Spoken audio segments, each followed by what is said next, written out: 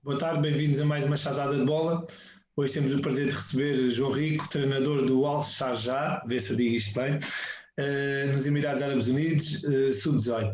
Antes de mais, João, obrigado por teres aceito o nosso convite. Perguntas já como é que estás e como é que têm sido os tempos pelos Emirados. Boa tarde, agradeço o vosso convite para poder estar aqui um bocadinho à conversa convosco, explicar aqui um bocadinho também da minha atividade neste contexto e em outros, e podermos falar aqui um pouco daquilo que nos apaixona, que é o futebol e que é o treino. Esta situação aqui nos Emirados tem estado a correr bem, portanto eu estou cá há 4 meses, estou, como disseste, sou o treinador do Sub-18 do Al Sharjah, na cidade de Sharjah, mesmo no Emirado ao lado de Dubai, e até agora tem sido uma experiência interessante, uma experiência de conhecimento contínuo, uma experiência de tentar perceber o que é que são os Emirados em termos de futebol, em termos de cultura também, uma adaptação que tem corrido muito naturalmente e bem. Não tem havido problema nenhum em relação a isso. O facto de não estarmos ainda a competir, naturalmente que não é o único facto mais desagradável, mas atendendo àquilo que é o panorama internacional no futebol, escalões de formação praticamente está tudo parado, e nós aqui ainda temos a perspectiva de começar em janeiro, ou seja, está tudo alinhado para que o campeonato comece agora em janeiro e que se faça um campeonato mais curto, de apenas 5 meses. Ainda não sabemos os moldes, mas em princípio é isso que está previsto. Portanto, à partida vamos conseguir competir, mas é a época mais longa da minha carreira, não é? Já levo 4 meses de pré-época e vou fazer no mínimo 5 meses de pré-época. Mas enfim, tem sido, tirando essa parte, do resto tem sido bastante positivo até agora.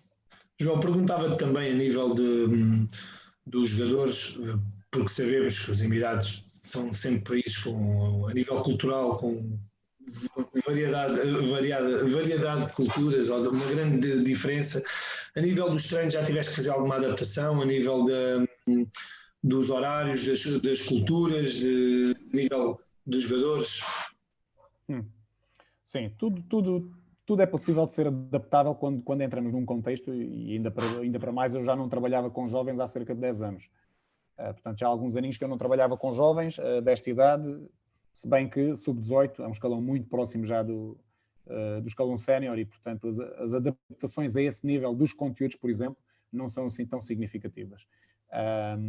Mas em relação a outras questões de adaptabilidade, normalmente há sempre, portanto eu não passei por isso porque este ano está a ser diferente, mas normalmente há sempre os cuidados com os horários dos treinos, dos jogos, por causa das rezas. Eles têm que fazer 5 rezas por dia. As rezas, pelo menos uma delas coincide sempre com o horário dos nossos treinos, mas este ano, devido a esta situação do Covid-19 e também de haver deliberação por parte da Federação em que não haja ajuntamentos de ordem nenhuma, acaba por não se interromper sequer o treino para as rezas. Portanto, cada jogador acaba por rezar ou antes do treino ou imediatamente após o treino, e não temos que interromper o treino para as rezas, o que é bom no sentido que permite uma continuidade do trabalho que se vai fazendo, apesar de se ouvir todas as mesquitas a reza e de haver sempre quem para.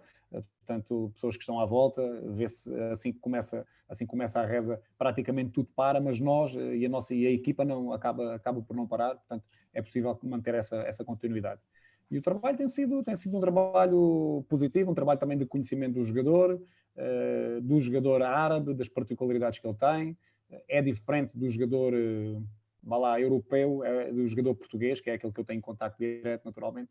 É diferente na medida em que é um jogador tecnicista, é um jogador muito tecnicista, um jogador que tem qualidade individual, não é nada fora de série, mas não pensem que não há qualidade aqui, há qualidade técnica, os jogadores são evoluídos.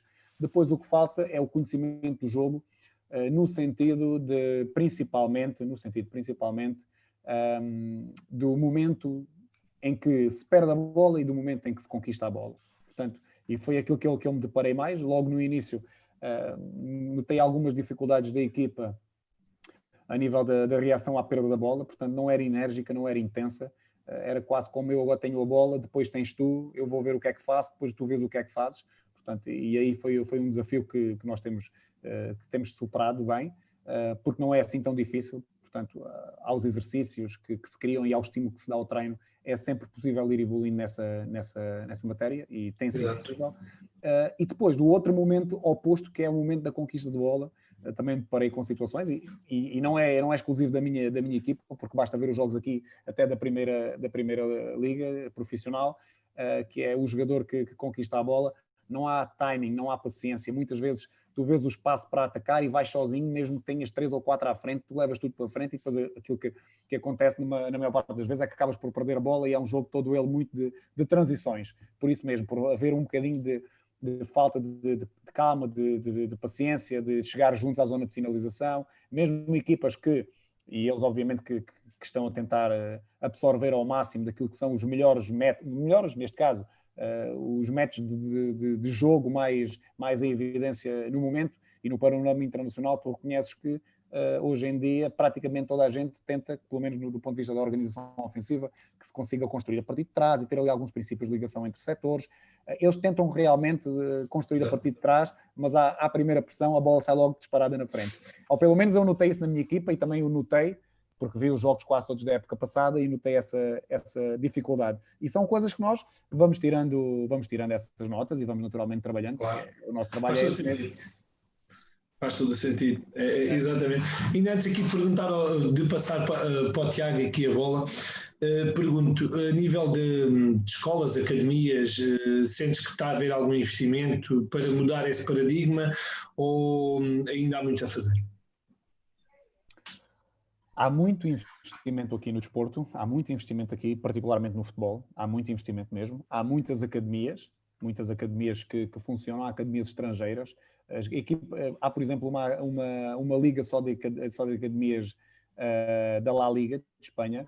Há a academia do Michel Salgado, e há uma série de outras academias que existem aqui ao longo de todos os Emirados, com condições muito boas, e todos os clubes, principalmente os clubes que participam na Elite, que têm equipas na Elite, todos eles têm condições muito boas de trabalho. A organização eu posso falar pelo meu clube, não posso falar pelos outros. Há coisas, naturalmente, que há sempre coisas a melhorar, mas vê-se que há muita gente à volta do clube, à volta de todos os escalões, treinadoras, equipes médicas, diretoras, pessoal técnico, enfim, muita gente à volta, e, portanto, em termos de estrutura do ponto de vista humano, recursos humanos, há essa preocupação. Depois, as condições, ainda se quisermos falar um bocadinho em termos de condições espaciais e de condições físicas, é outro mundo.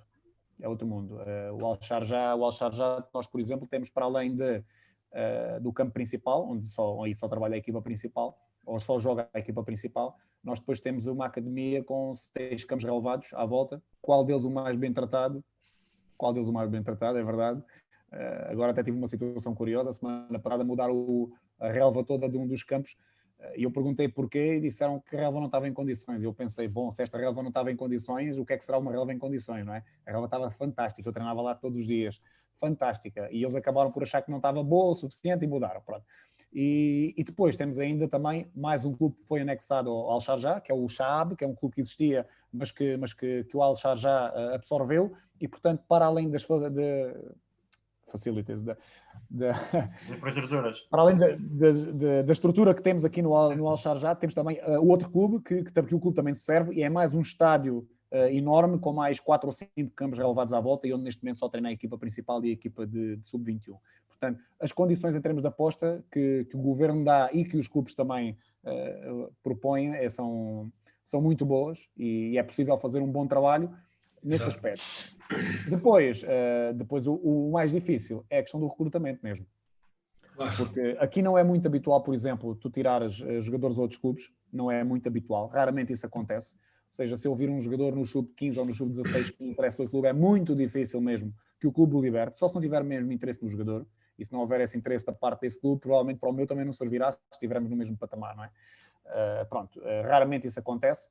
E depois é olhar também para aquilo que é o recrutamento a nível da densidade populacional, não é? São qualquer coisa como 8 milhões de pessoas, mas onde apenas cerca de 1 milhão é que são Emiratis, e desse 1 milhão, depois aqueles que serão elegíveis para serem jogadores de futebol e naquele escalão, e ainda por cima para dividir entre todas as equipas. Há equipas fortes em Abu Dhabi, há equipas muito fortes também em Dubai, aqui em Sharjah, em Ajman, em Corfacã, portanto, em todos os Emirados há equipas fortes e é difícil haver esta distribuição e nós conseguirmos ter aqui plantéis todos eles riquíssimos com grandes jogadores. Portanto, e então o que é que tens que fazer? Tens que trabalhar aqueles que tens que trabalhá-los da melhor forma possível, e tens que fazer um bom trabalho para que o trabalho que tu faças com aqueles que tens à tua disposição te consiga dar resultados diferentes em relação, por exemplo, às equipas que têm ainda mais poder financeiro, porque eu estou a dizer esta estrutura do Al-Sharjah, mas, por exemplo, o Al-Ain, onde está o Pedro Emanuel, como treinador principal, tem uma estrutura ainda, se calhar, 3, 4 vezes superior a esta. O Shabab Al-Ali, que foi um clube que eram 3 clubes, foi uma união de 3 clubes e que tem todas as condições que esses 3 clubes tinham, e, portanto, há aqui realmente boas condições de trabalho e se trabalhares bem e potenciares o jogador que tens, é a única forma de conseguires alguns resultados, e o objetivo que principalmente os clubes têm, que é fazer com que os jogadores cheguem ao sub-18 e alguns deles depois possam integrar a equipa de sub-21 e depois que nesse funil tão difícil possam chegar todos os anos ou de tempo a tempo alguns jogadores da equipa principal. É o objetivo de todos os clubes, naturalmente. João, pergunta aqui em relação também a esta questão das nacionalidades. Por exemplo, os jogadores estrangeiros geralmente estão se calhar nestas academias, não é? Da La Liga, e situam-se mais aí nessas, se calhar, competições privadas, não é? Competições privadas. Cada clube só pode ter uma regra de 3 jogadores estrangeiros. Apenas a partir do sub-21, depois já pode ter mais, e na equipa principal, penso que neste momento são 7, pelo menos o Sharjah, a equipa principal tem 7 brasileiros. Portanto, e nesses escalões já é possível recrutar de outros lados. Agora, do sub-18 para baixo, apenas 3 jogadores estrangeiros, um máximo. Não é muito habitual que se faça essa aposta, porque o jogador como é sub-18, não pode estar, tem que estar cá e tem que ser residente, tem que ter cá o pai ou a mãe, tem que ter cá alguém que seja responsável direto por ele, tem que ter visto. Portanto, é uma série de coisas que é muito difícil um clube identificar um jogador, e eu tive muitos jogadores aqui a treinar a experiência, alguns deles até com qualidade, que não puderam ficar por essa situação, porque eram jogadores que estavam cá com empresários, e não é suficiente. Tem que estar estabilizados, tem que ter cá família, tem que ter visto, quem estiver cá com eles tem que ter trabalho. Portanto, é uma série de condicionalismos que é difícil. Depois, podemos ter 3 jogadores que tenham nascido cá, que não sejam Emiratis, mas que tenham nascido cá. Eles nunca vão ter a nacionalidade Emirati, nunca. Não lhe é cedida, mas podem participar. Também temos 3 vagas para jogadores que tenham nascido cá e que não sejam Emiratis. Pronto. Ou seja, tens de trabalhar basicamente com aqueles que... Com os ovos tens de fazer as melhores omeletes. Sim, exato, mas acaba por ser igual para todos. Portanto, igual a vantagem também é essa. E depois ainda temos mais uma desvantagem, por exemplo, no meu escalão, que também é igual para todos, naturalmente, que tem a ver com o exército. Ou seja, todos os anos, eu, por exemplo, este ano tenho 1, 2, 3, 4, 5, tenho 6 jogadores neste momento que poderiam estar a jogar, que o ano passado jogavam no sub-17 e que subiram com a equipa, e que não estão a jogar porque estão no exército. E eles passam praticamente um ano inteiro lá.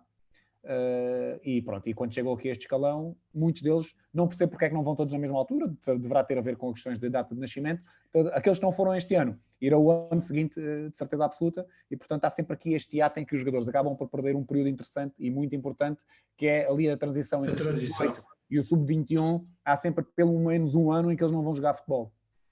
E isso é um problema grande e que leva às vezes, como foi o meu caso, por exemplo, 3 dos melhores, de todos esses 6 jogadores que estão no exército, o ano passado havia 5 deles que eram titulares, que jogavam na equipa de sub-17 a titulares. Portanto, têm que vir outros jogadores e tentar pronto, com outros jogadores comatar essas decisões. Mas, como eu disse, também é para todas as equipas, portanto, não é caso único na minha. Ao menos é igual para todos. Ao menos as dificuldades são para todos. Depois tentar ter as melhores unhas para a melhor viola, para tocar a melhor viola, a melhor música, como se costuma dizer. Tiago? Bom, também, a nível cena, não sei se acompanhas muito os Emirados, eles têm tentado melhorar a seleção. Achas que já têm uma seleção com potencial na Ásia para chegar ao Mundial? Muito difícil, muito difícil. Ontem, por exemplo, houve jogo com o Bahrein e perderam 3-1, a equipa nacional. Oscila um pouco. Há alturas que conseguem bons resultados, depois, enfim, na Ásia é muito difícil a qualificação para um Mundial. É muito difícil mesmo. Para um país como os Emirados, um país tão pequeno, como será sempre para um Bahrein, o Qatar agora foi campeão asiático o ano passado, que é algo fantástico para um país também com tão pouca gente, mas é muito complicado porque depois quando comparas com o número de atletas, nem sequer estou a falar da riqueza do país em si, da aposta que o país faz, estou a falar do número de atletas, portanto na possibilidade de recrutamento com o Irão, por exemplo, com a Arábia Saudita, com o Japão, com a China, com a Austrália, enfim, Coreia do Sul, exatamente, é muito complicado. Não vai ser fácil. Agora, o campeonato em si é um campeonato que tem vindo a ser, parece-me, cada vez mais competitivo, também porque tem muitos jogadores estrangeiros, e isso é uma vantagem grande. Como eu disse, o Sharjah tem 7 brasileiros na equipa principal e mais alguns na equipa de 21. E não é por acaso que há 2 anos foi campeão. O ano passado, pronto, o campeonato acabou por não terminar, mas não houve vencedor declarado, ou seja, o Sharjah continua a ser o campeão. E esta época, 5 jogos, 5 vitórias, e vai encaminhado para poder ter um grande resultado este ano outra vez. E os outros clubes é a mesma coisa. Há jogadores argentinos, há jogadores espanhóis, há jogadores brasileiros. Portanto, a partir do momento em que não haja grande limite aos jogadores estrangeiros, é isso que vai acontecer. O campeonato provavelmente ficará nivelado um pouco mais por cima. Vamos ver depois o que acontece aos jogadores da base, porque havendo dinheiro e havendo possibilidade de recrutar lá fora, o que é que será feito àqueles jogadores que vêm de baixo e que têm que provar qualquer coisa, não é? E que investimento vai ser feito na base à medida em que isto cada vez possa ter mais jogadores estrangeiros, não é? Porque ter a base porquê? Gastar dinheiro porquê? Investir porquê? Se quando chegarmos aí que há a equipa sénior, nós podemos ir buscar quem quisermos, não é? Não será exatamente assim, porque também nem todos os jogadores querem vir para este contexto, mas há muitos que o querem, há muitos que o fazem, e ainda ontem vi um jogador brasileiro que está naturalizado Emirati e que joga na seleção. Portanto, pode acontecer casos desses também, como temos, por exemplo, um português na seleção do Qatar também. Enfim, vamos ver o que é que acontece. Não sei se estou certo, mas penso na Ásia e depois nas competições continentais, na Liga dos Campeões e assim, acho que só podem usar 4 estrangeiros, não é? Há limite. No campeonato não há esse limite, mas nas competições internacionais há. Eu não sei se são 4, se são 3, mas há um limite de estrangeiros que eles podem utilizar. Sim, não sei se é 4 na convocatória e 3 a jogar, é uma coisa assim do género. Há qualquer coisa assim, eu também não sei dizer o número certo, mas há qualquer coisa assim. Tinha essa ideia, exato. Uhum. E pronto. Olha, João, voltando aqui a Portugal, não sei se o Ricardo ainda tem alguma pergunta. Não, continua que depois só ver. Okay. Ia perguntar, aqui em Portugal, passaste pelo Vasco da Gama da Vidigueira, pelo Piense, pelo Sporting de Viana, pelo Serpa, voltaste ao Vasco da Gama. Como é que foram essas experiências e como é que também vês o futebol, principalmente, aqui foi maioritariamente no Distrito de Beja, mas pronto, no Alentejo, como é que vês o potencial do futebol numa região que já há muitos anos que não tem equipas profissionais? Uhum. Difícil, muito difícil, mas já lá vamos. Eu sou alentejano, não sei se nota pelo sotaque, se calhar não se nota, não é? Acredito às vezes. E como tal tenho trabalhado sempre lá em baixo, perto da minha área de residência, porque é a primeira vez que praticamente estou a viver do futebol. Depois mais para a frente já devemos falar, também da relação da situação da Coach ID, mas até agora tenho sempre tido atividades paralelas, sempre ligadas ao treino. Eu tive um ginásio durante 7 anos e tive sempre atividades paralelas ligadas ao treino e infelizmente é mesmo assim, trabalhar nos campeonatos regionais ou mesmo no Campeonato de Portugal é quase impossível tu conseguires ter as condições para teres uma vida digna vivendo só disso, ainda por cima mais, sabendo nós a volatilidade que tem esta profissão.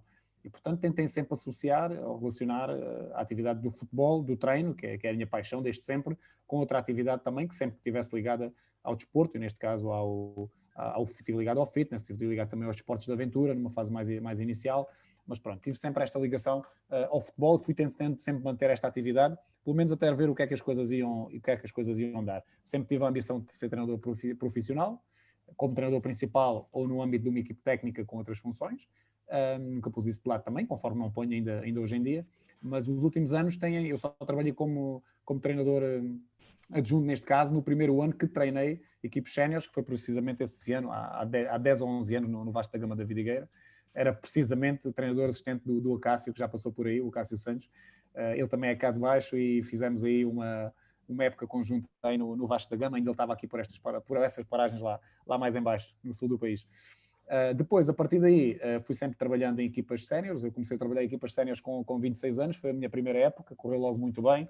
Ganhámos a taça do Distrito de Beja e fizemos uma época muito boa. Depois tive esses 3 anos no Piense. Eu sou de Moura, portanto, estava ao pé de casa, conseguia ter a minha atividade profissional extra-futebol também facilmente e, portanto, fui sempre conciliando as coisas dessa forma.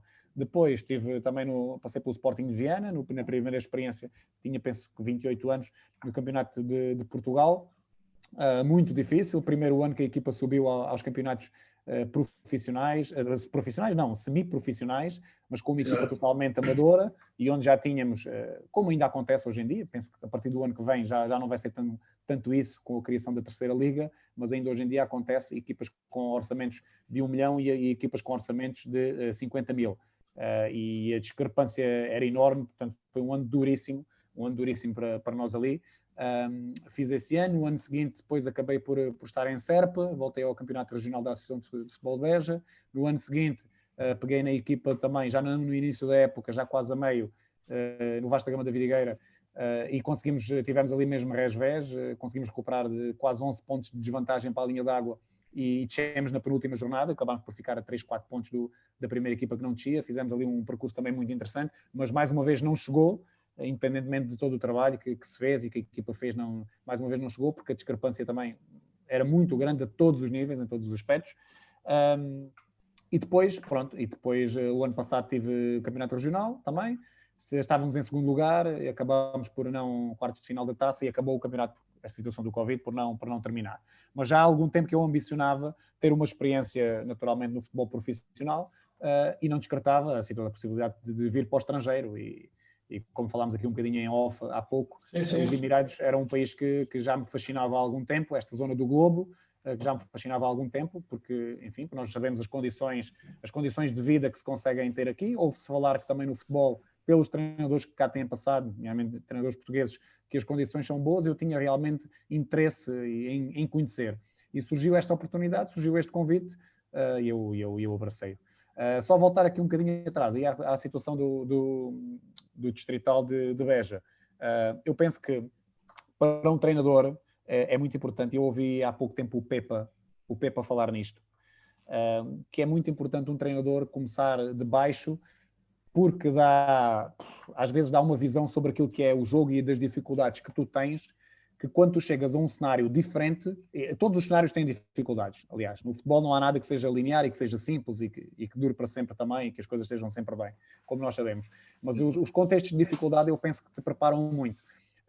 E nós trabalharmos num distrito que não tem muitas condições, que os clubes não têm muitas condições, em que nem sempre recebes ao dia certo. Às vezes o mês não tem 30, tem 60, tem 90 dias.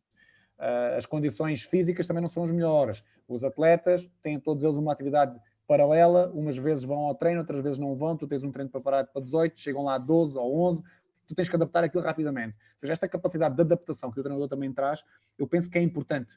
Começar nos miúdos, começar regionais, começar nestas dificuldades. Penso também que te vai preparar para quando as coisas, quando depois encontrares cenários com outro tipo de dificuldades, não as assumas como uma dificuldade assim tão grande. Eu penso que isso foi positivo e olhando um bocadinho para trás, claro que eu gostava de ter começado num nível mais alto mais cedo, mas também reconheço a importância que esses anos tiveram para mim. E depois, naturalmente, que teres uma família, teres mulheres, teres filhos e estares na tua zona de conforto, não é difícil a deixares. E esta opção de deixar foi difícil, mas quando a tomas a primeira vez, a segunda vez que a tiveste que tomar já não vai ser tão difícil como foi. E, portanto, acho que nesse aspecto também foi muito interessante. As equipas do futebol, só para responder à tua última questão. Sim. As equipas, há muito tempo nós não temos uma equipa de Beja ou de Évora, dos distritos do sul do país, nos campeonatos profissionais. Mesmo o Algarve teve muito tempo arredado. e não se vislumbra que no futuro próximo seja possível. Não há investimento. O investimento hoje em dia para subir, só que seja uma segunda liga, o investimento é muito grande, e não se vislumbra qualquer equipa que consiga nos próximos anos dar esse salto para nós podermos eventualmente ter uma equipa alentejana nas competições profissionais. Segunda liga, diria eu. Penso que aquilo que as equipas alentejanas podem ambicionar, aquelas que tiveram mais organização e mais algum poder financeiro também, é chegar eventualmente a Campeonato de Portugal, fazer um bom trabalho, discutir ali os primeiros lugares, e no futuro próximo não se vislumbra possibilidade nenhuma, a não ser que aconteça algo muito transcendente agora, de haver algum investidor que chegue, mas nós também sabemos aquilo que acontece muitas vezes e que depois deixa os clubes em grandes dificuldades quando esses investidores depois saem, mas não se vislumbra nenhuma equipa que consiga almejar esses objetivos. Portanto, o Alentejo, infelizmente, vai continuar um bocadinho esquecido no panorama do futebol nacional, porque não tem equipas nos campeonatos nacionais. Sim, neste momento tem o Mineiro ao Estrelense no Campeonato de Portugal. Mineiro, e mais o Moura também está no campeonato.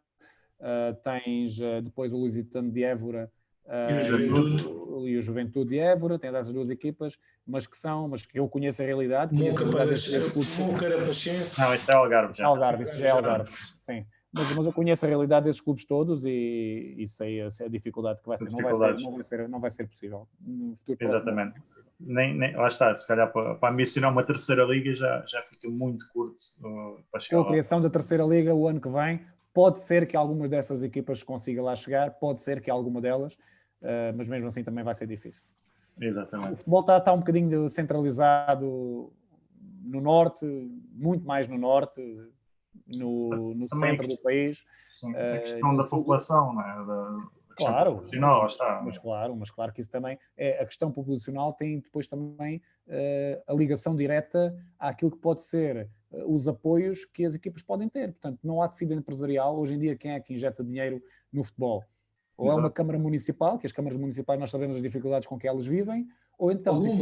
Algumas.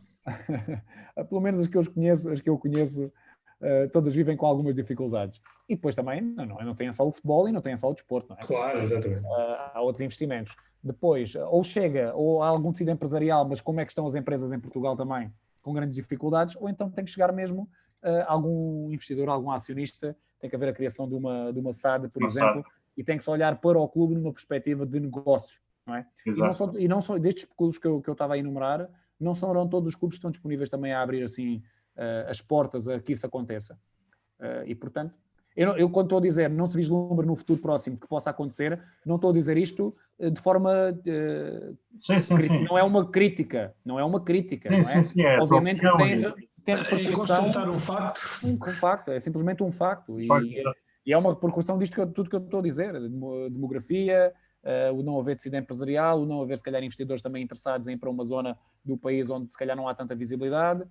Enfim, uma série de coisas. É porque mesmo os jogadores, o scout para jogadores com maior capacidade, não há um retorno financeiro ao mesmo, logo aí é muito mais complicado contratar.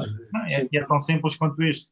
Tu vives na zona de Lisboa, pagas 400 euros ao jogador. O jogador para ir para Beja já tens que pagar casa, já tens que pagar comida.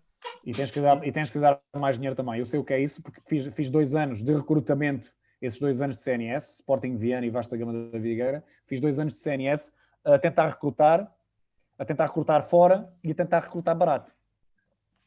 É quase impossível. É quase impossível. Há formas e quando às vezes podes ter a ajuda de algum empresário que coloque lá alguns jogadores, eventualmente até não lhes pagas assim tanto, basta lhe dares casa e comida e se calhar mais qualquer coisa, porque o jogador também vem naquela perspectiva de tentar provar qualquer coisa e às vezes é mais fácil. Normalmente são estrangeiros, não é, João? Sim, estrangeiros. É mais fácil se calhar conseguir provar isso num clube de uma dimensão mais baixa, até porque se calhar vai ter logo mais oportunidades de jogar e é isso que os empresários também querem, a estabilização. Mas é muito difícil. Se tu quiseres um jogador que tenha já algum currículo, que conheces, que sabes que é bom, mas que ele vive, por exemplo, na zona de Lisboa, no Algarve, para ir para o Alentejo, dificílimo. É muito difícil. É a mesma coisa que o pessoal ali de Covilhã, Tondela vivem. Tondela Clube não, mas aquela zona dali... Todo o interior não tem hipótese. é muito complicado. estamos um bocadinho longe de tudo ali naquela zona, é verdade. Olha, perguntava, e voltando aqui um bocadinho agora à tua atualidade e à tua realidade, vocês trabalham com GPS ou ainda não é utilizado no vosso escalão? Não, no nosso escalão nós não temos, a partir do sub-21 é que o clube tem. No sub-18 ainda não trabalhamos com GPS. Enfim, nós temos que ir conquistando as coisas aos poucos aqui. Exato. Funciona também assim. Vai-se conquistando as coisas, vai-se conquistando a pessoa para nos fazer a filmagem. Somos nós que fazemos a análise das imagens e cortamos os vídeos para mostrar à equipa. Não temos nenhum elemento. A minha equipe técnica, para teres uma ideia, nós somos 4 elementos, um treinador de guarda-redes, um preparador físico, eu e mais um treinador assistente local, que está lá, pronto, mais para quando é preciso passar uma mensagem em árabe ou também na logística, na organização dos exercícios, etc. Não tanto para outro tipo de coisas. Enfim, também não tenho ninguém ligado a essa parte da análise de vídeo, à parte essa situação do controle do treino. Consigo fazê-lo do ponto de vista fisiológico, isso quando consigo, até porque utilizo a Coach ID, não sei se vocês conhecem, uma aplicação muito gira, está aí no mercado, fantástica, que me ajuda imenso já nesse aspecto, mas em termos, por exemplo, da filmagem dos treinos e dos jogos, temos que ser nós a fazer esse trabalho todo. Sim. E GPS também não temos ainda. Exatamente, João, já que falas na Coach ID, temos aí umas perguntas para te fazer, não sei se conheces essa aplicação. Já ouvi falar. Quantos anos tem a Coach ID? Criaram há quanto tempo? A Coach ID nasceu na mesa da minha sala em outubro de 2017. Nasceu a Coach ID. A Coach ID começou... Não, mas a Coach ID começou em início de 2018 e veio para o mercado fim de 2018. Ou seja, estamos a fazer praticamente 2 anos em que a Coach ID está no mercado. Sim. E já agora, para quem não sabe, em que consiste a Coach ID, quais as suas principais funções, como é que elas ajudam um treinador, como tu, por exemplo, aí no Alçar já? Tens 2 horas só para essa parte? Há 2 horas só para essa parte. Fazer um programa extra. Não, muito resumidamente, porque como podes imaginar, a Lenga já disse mais de 1000 vezes, não é? Exatamente. Fui eu que criei a concepção da aplicação, depois com o Acácio também. Portanto, nós conhecemos a aplicação naturalmente como ninguém. Ela passou aqui toda nesta estrutura. E também não só, não é? Também tudo aquilo que nós nos baseámos de dificuldades e de conversas que fomos tendo com treinadores, e ainda hoje o continuamos a fazer, porque acho que é fundamental a evolução de uma app, de uma plataforma. Exatamente. É fundamental nós irmos para o terreno e percebermos quais são as necessidades que os treinadores têm, porque o treinador do Sub-18 é diferente do treinador do Sub-12, porque o treinador da Arábia tem necessidades diferentes do treinador de Portugal, e enfim, é difícil nós construirmos algo que agrade e que seja 100% para toda a gente, mas também não temos que o fazer logo no início. E, portanto, agora, por exemplo, vamos ter um upgrade que vai ser lançado esta semana, que é a versão 2020-2021, e que tem mais de 30 novas funcionalidades. Algumas delas não são, do ponto de vista do utilizador, visíveis, ou tão visíveis, porque são são coisinhas mais pequenas, mas nós achamos que fazem muito sentido. Depois há outras que são muito significativas. Para te explicar aqui de forma muito resumida, a Coach ID, a nossa missão é ajudar o treinador de futebol. Essa é a nossa missão.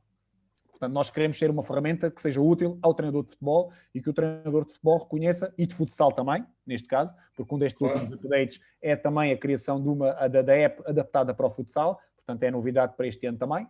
Mas e também temos treinadores de outras modalidades a utilizar. Temos treinadores, por exemplo, de handball e de voleibol, até de equipas profissionais a utilizar, do ponto de vista do controle do treino, não tanto para o desenho das sessões, mas mais do ponto de vista do controle do treino, pela possibilidade que nós temos de fazer o controle do treino através da Coach ID Player App, mas isso também já vos explico um bocadinho mais à frente. Mas pronto, a nossa missão é essa mesma, é ajudar o treinador a ser melhor. E como é que nós entendemos que o treinador é melhor? Sendo mais metódico, sendo mais organizado, tendo todo o seu trabalho e a sua filosofia de construção de modelo de jogo, de exercícios, de planeamentos, tudo num só lugar, onde ele possa chegar a qualquer momento, consultar, ver o que é que fez e ainda por cima ficar com toda essa informação armazenada e que ele pode ter acesso quer através do seu telefone, quer através do tablet ou quer através do computador. Portanto, toda a minha informação, o meu e o Coach ID, o ID vem precisamente de impressão digital, não é? De identificação. Portanto, nós queremos que o treinador crie a sua impressão digital dentro da plataforma. E foi isso que me fez, numa primeira instância, pensar quer no nome, o nome foi uma consequência, mas pensar na possibilidade de criar uma plataforma que permitisse a cada treinador dar o seu cunho pessoal e ter uma ferramenta digital que o pudesse utilizar. Portanto, nós temos a possibilidade de criação do plantel, criação da equipa, pode ser utilizado uma vertente clube também, porque permite a inserção de jogadores dos vários escalões e de treinadores também. Ou seja, um coordenador técnico consegue estar a ver todo o trabalho, mesmo que não esteja no terreno, consegue estar a ver todo o trabalho que é feito pelos vários treinadores. Conseguimos também fazer com que os jogadores saltem de escalão em escalão e que fiquem com essa informação associada a eles. Portanto, uma ótica de gestão metodológica para o clube, penso que é muito interessante também. Para o treinador em si, para o trabalho do treinador, penso que é quase indispensável hoje em dia ter algo deste género. Tu tens a criação, crias o teu plantel, crias a tua equipa, podes registar dados dos teus jogadores, dados físicos, por exemplo, dados antropométricos, crias o teu calendário de jogos, tens uma série de parâmetros que te ajudam a criar o teu calendário de jogos. Depois, a forma como a app está desenvolvida, não está desenvolvida de forma separada, no sentido de dizer, ok, aqui eu crio o meu plantel, aqui eu crio os meus jogos, depois aqui eu crio o meu modelo de jogo. Ou seja, tu tens separadores diferentes, mas todos eles são uma consequência uns dos outros. Por exemplo, se tu quiseres, e uma das funcionalidades interessantes que nós temos é a possibilidade da recolha de dados estatísticos individuais do jogador. Se tu quiseres chegar a um jogo e quiseres que, ok, eu hoje quero recolher os dados estatísticos da minha equipa, como é que eu chego lá? Tu só chegas lá se fizeres, primeiro, tens de criar a equipa, naturalmente. Claro. Depois, tens que ir ao modelo de jogo, não precisas criar logo o teu modelo de jogo, mas tens que definir pelo menos os teus sistemas de jogo. Ou seja, já está a obrigar a pensar um pouco mais além do comum, do tradicional. Sistemas de jogo, modelo de jogo. Mesmo que o meu modelo de jogo não seja definido naqueles níveis que nós lá estabelecemos, que foi princípios gerais, específicos e representativos, quase como se fosse grandes princípios, subprincípios e subprincípios, ok? Mas nós não lhe quisemos dar essa nomenclatura, porque é uma nomenclatura muito portuguesa e a Apple é global, portanto, nós quisemos ser uma nomenclatura mais fácil de toda a gente perceber, e então ficou geral, específico e representativo. Eu posso criar, se não quiser estar com esses níveis todos, posso criar tudo nos gerais. Mas a app está-me quase a obrigar a mim próprio a pensar, ok, como é que eu vou jogar? Como é que eu vou atacar? Como é que é na fase ofensiva, na fase defensiva? Transições, o que é que eu tenho que escrever aqui sobre as minhas transições? Mesmo que não queira ir ao detalhe, ou que não tenha esse conhecimento todo, ou que não o queira criar logo numa fase inicial.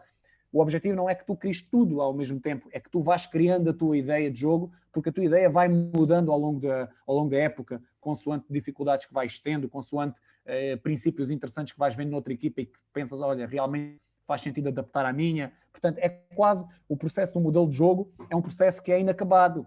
O modelo de jogo ótimo é uma utopia. Tu nunca chegas lá. E aquele modelo de jogo que tu estás a operacionalizar naquele contexto, naquele dia, naquele momento, não é aquele que vais a operacionalizar ipsis verbis num outro contexto. E, portanto, a ferramenta vai-te permitindo tu ires construindo, a partir do momento em que vais tendo a ferramenta vários anos ou várias épocas, vais construindo este teu conhecimento. Pronto. Então, como eu estava a dizer, crias os teus sistemas de jogo, já criaste o teu calendário, já criaste o teu plantel, agora tens que ir ao teu plano de jogo. Então, vais selecionar os jogadores que queres para aquele jogo. Vais selecionar os convocados, aqueles que não são, vais imprimir a tua folha da convocatória, vais colocar os jogadorzinhos todos nas posições, vais ter um espaço onde podes colocar algumas notas que te vão ajudar a qual vai ser a minha comunicação sobre a tua equipa ou sobre o adversário, como é que vai ser a minha comunicação, o que é que eu preciso dizer aos jogadores, ou o que é que eu acho interessante dizer aos jogadores antes deste jogo ou durante a semana. Vais possibilitar também a possibilidade de assinar um link de vídeo, se tiveres algum link de vídeo, por exemplo, numa Dropbox, numa Google Drive, no YouTube, no teu canal privado, por exemplo, tu colocas lá para dentro e depois podes mostrar também aos teus jogadores aquele vídeo que tu selecionaste, ou seja, o plano de jogo fica todo numa só zona. E a partir daí é que tu podes ir para o jogo. Portanto, a partir daí vais criar o teu jogo, o jogo já está criado, aliás, vais só iniciar o teu jogo, vais recolher os teus dados estatísticos, recolhes tudo o que quiseres e no final dá-te uma folha que tu podes depois exportar, imprimir com os somatórios de todas as ações individuais, coletivas, tempo de jogo, etc, etc. Pronto. E ainda te dá também uma ferramenta interessante que é o mapeamento das ações de jogo, em que tu consegues ver todas as ações que aconteceram, positivas e negativas, ok? Tu podes criar as tuas ações, não precisas de ser, algumas estão lá pré-definidas, mas tu podes criar as tuas próprias e depois ficas com aquele mapeamento e olhas e tens uma visão rápida de onde é que eu perdi mais bolas, onde é que eu recuperei mais bolas, onde é que eu fiz mais remates, isto teve alguma sequência, aquilo que aconteceu no jogo, teve alguma consequência do trabalho que eu fiz durante a semana no treino ou não, o que é que estes dados estatísticos me estão a dizer? Portanto, tem aqui várias coisas que todas elas estão relacionadas e por isso é que nós dizemos que o treinador que utiliza a plataforma a fundo não quer dizer que vai ganhar jogos mais que os outros, mas vai se sentir mais organizado e quanto mais organizado tu te sentires, vais te sentir mais confiante também. E o treinador confiante que vai para o jogo sabendo que tudo fez, tudo o que estava ao alcance dele fez para preparar a equipa ao melhor possível, vai mais tranquilo, mais relaxado, entre aspas, e mais confiante. E essa confiança depois é fundamental para o treinador. E depois, muito rapidamente, só para terminar aqui, editor de exercícios, criação dos teus exercícios, a criação dos teus planeamentos também, a exportação da tua unidade de treino que podes levar para o treino, controle do treino, uma das das funcionalidades mais interessantes que nós temos é mesmo o controle do treino, em que te permite ter os teus atletas e eles responderem através da Coach ID Player App, que é uma aplicação gratuita que todos os jogadores podem utilizar e que é muito simples fazer esta comunicação. O treinador planeia o treino e 1-2 minutos após o treino terminar, o jogador recebe logo uma notificação para responder à percepção subjetiva de esforço, faz o cálculo automático com esse valor em relação ao tempo de treino e dá-te logo as unidades arbitrais de carga e o sistema faz logo a multiplicação do rácio da carga aguda e da carga crónica e aparece logo a luzinha verde, amarela ou vermelha para perceber se o atleta está em overtraining, se está num patamar ótimo ou se está abaixo daquilo que tu idealizas para aquele timing em que estás a trabalhar.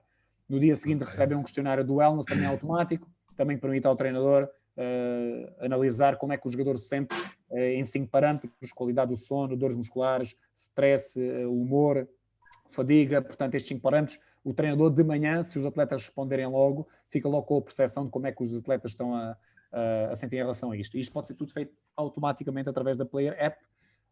Enfim, podíamos estar aqui a falar muito mais sobre a app, mas eu estar aqui a falar no vazio, o desafio que eu lanço é mais as pessoas que estão a ouvir aqui esta conversa e a vocês também, que vão explorar a app, vejam a coachidapp.com, que explorem. Há sempre um trial gratuito de 15 dias e que vejam que quão interessante, a partir do momento em que nós começamos a mexer na app, quão interessante é e todas as valências que tem, porque estar aqui a dizer, e para quem está a ouvir, pode achar que é interessante, mas o mais interessante de tudo é contactar mesmo diretamente com... Exatamente. Já fiquei com vontade de ir lá explicar a aplicação para ver se se organizaram. Pronto, então consegui o meu objetivo. Mais 2 clientes. Não, pá, isso dá muito jeito porque claro que sim. Tudo. Porque a gente depois anda a fazer isso no papel, não é? Olha, como é que foi hoje? 5. Oh, Manel, como é que é? Não dá jeito. Isso, exatamente. Depois, o que é o Manuel ouvir o mesmo número que o Joaquim também disse? A influência que isso tem no pensamento do Manuel. É isso, ou deixar uma folha no balneário, como também normalmente se utiliza. Olha, quanto é que tiveste e tal e tal. Nós sabemos que é um valor subjetivo, percepção subjetiva de esforço. Mas se esse valor for realmente o mais objetivo possível, se os jogadores perceberem a escala e derem realmente um valor correto, e eles vão aprendendo isso ao longo do tempo, que eles próprios vão balizando aquilo que é um treino mais intenso ou menos intenso, isso vai-te dar realmente um valor interessante, e o rácio também, mais que não seja, aquilo não é, o objetivo não é que tu não seleciones um jogador para o jogo por ele poder estar a dizer que a carga aguda, neste caso, dele, é muito superior à carga crónica e por isso tem um rácio altíssimo. Não é isso que nós queremos. O que nós queremos é um alerta, é mais um indicador para o treinador ter e poder eventualmente ir perguntar àquele jogador que está acima de todos os outros porque é que ele está a manifestar tanta intensidade nesta semana em particular, tão diferente dos outros. Portanto, é mais um indicador que tu tens ali. Nos ajuda. Sim, todos os indicadores ajudam-nos. Sim. Ricardo, perspectivas? Era por aí que eu ia dizer. João, e voltando aqui à questão de que é a paixão de todos nós, o treino, a nível de perspectivas futuras. Continuar por aí, subir aí, esperar o que é que o mercado dirá, mudanças. sabendo que o futebol é muito volátil, mas ainda assim, qual é que é as tuas perspectivas futuras? Nós sabemos que no futebol hoje é verdade, amanhã é mentira, as coisas mudam muito depressa, quer no contexto onde nós estamos, quer até às vezes podem surgir oportunidades que tu não estás a pensar e que não estás à espera, e portanto fazer vaticínios a longo prazo no futebol é quase impossível ou não faz até mesmo sentido. Eu penso que nós, onde quer que estamos, temos de dar o nosso melhor e temos de desfrutar, porque isto o treino, como tu disseste, isto é mais do que um gosto, isto é uma paixão que nós temos, não é?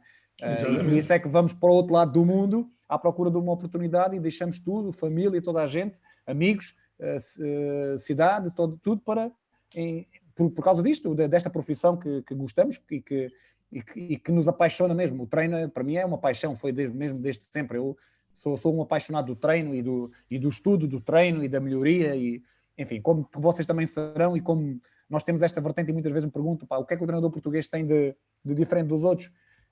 E eu, às vezes, o que digo é, eu não sei se haverá algum treinador mais apaixonado por o futebol do que é o treinador português.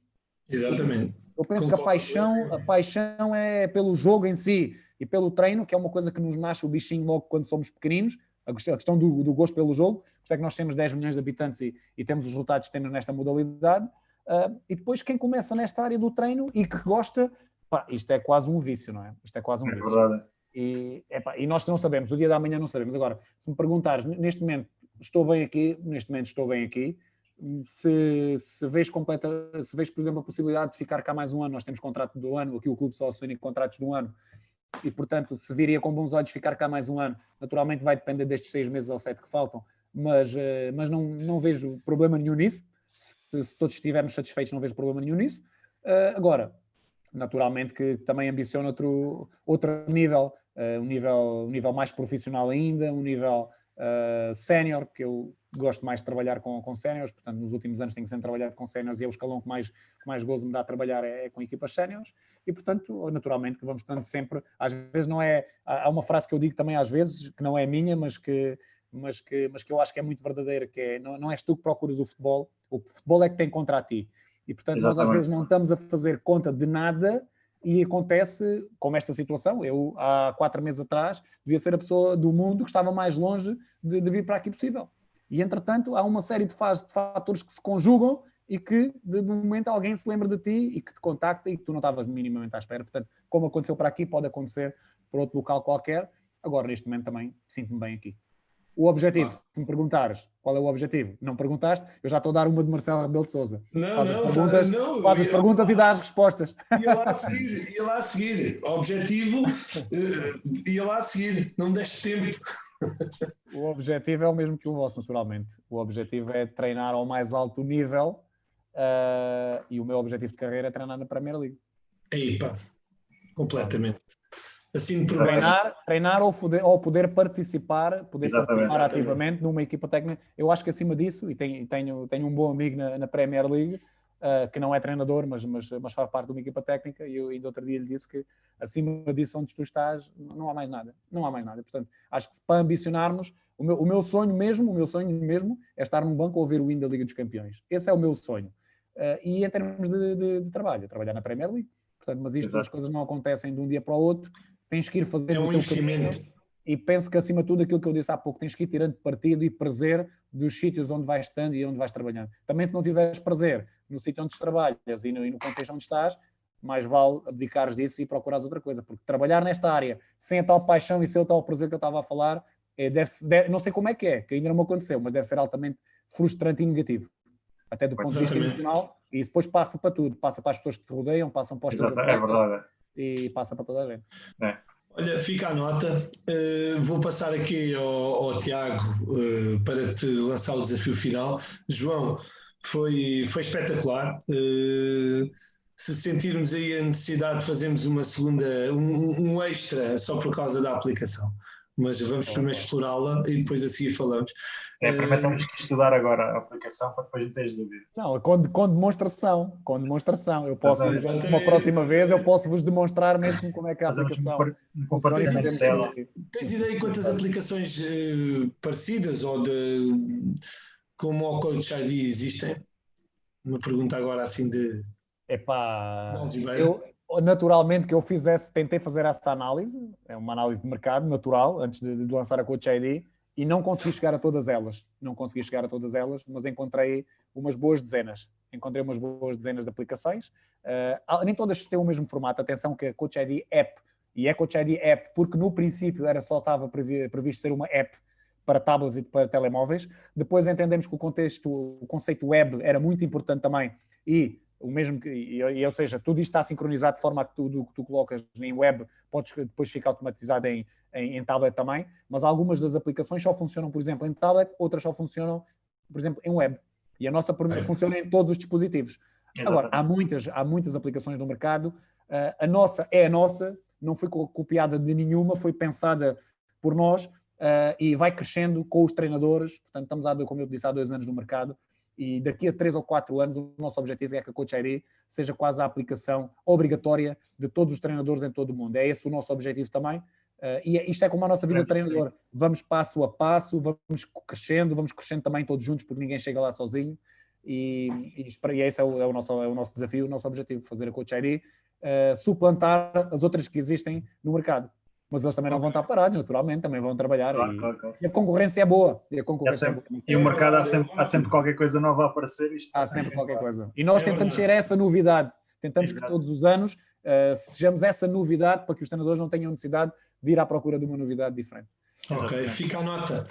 Olha, João. Bom, passo a bola ao Tiago para o desafio final. Queria perguntar se queres alinhar o nosso desafio de desafiar alguém a vir aqui também, para ter um bocadinho da sua experiência e das suas opiniões.